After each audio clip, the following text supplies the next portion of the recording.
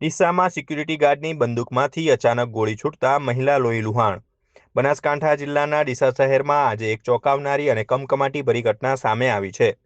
શહેરની સર્વોદય બેંક પાસે ફરજ બજાવતા સિક્યુરિટી ગાર્ડની બંદૂકમાંથી અચાનક મિસફાયર થતા રિક્ષામાં બેઠેલી એક નિર્દોષ મહિલાને ગોળી વાગી હતી।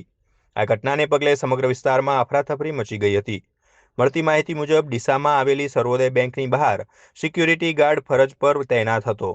આ દરમિયાન ગાર્ડ પોતાની બંદૂક ખભે ચડાવવા જઈ રહ્યો હતો ત્યારે અચાનક બંદૂકમાંથી ટ્રિગર દબાઈ જતા ગોળી છૂટી હતી। આ ગોળી બેંકની બહાર ઊભેલી એક રિક્ષામાં બેઠેલી મહિલાને વાગી હતી।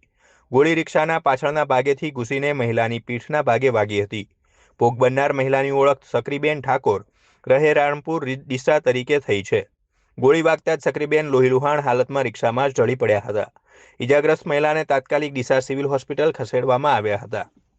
મહિલાની હાલત ગંભીર જણાતા પ્રાથમિક સારવાર બાદ વધુ સારવાર અર્થે તેઓને પાલનપુર સિવિલ હોસ્પિટલ ખાતે રિફર કરવામાં આવ્યા છે। ઘટનાની જાણ થતાં જ ડીસા પોલીસનો કાફલો ઘટના સ્થળે દોડી આવ્યો હતો।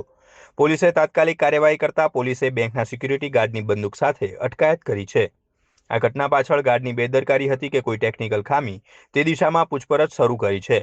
જાહેર સ્થળો પર સુરક્ષાકર્મીઓની આવી બેદરકારી સામાન્ય નાગરિકો માટે જીવલેણ સાબિત થઈ શકે છે, જે હાલ તપાસનો વિષય બન્યો છે। रमेश भाई घटना कई रीते बनी थी? घटना ये पासल बैठा था टेबल ऊपर बैंक ની બાજુમાં રિક્ષા બાજુમાં પડી હતી તો એને ડાયરેક્ટ સીધી ફાયરિંગ કરવામાં આવી છે। કઈ જગ્યાએ ઘટના બની છે? ઘટના બની ફુવારા। શું બન્યું તું? ડાયરેક્ટ ફાયરિંગ કરી। કોને કરી? સર્વોદય બેંક પાસે, સર્વોદય બેંક વાળો, પટ્ટા વાળો એનો। ઓકે, બેન ક્યાંના હતા? એમનું નામ શું છે? બેન રાણપુરના સક્રીબેન ધારતીભાઈ ઠાકોર। અત્યારે કેવું લઈ ગયા એમને? અત્યારે પાલનપુર સિવિલમાં। ઓકે, તમે એમને શું થાવો છો? અમે ગામના છે। તમે જોયું છે આ બધું? અમે જોયું છે। તમારી રિક્ષા જ બાજુમાં પડી હતી, નંબરથી અમે રિક્ષા જ ભરે છે।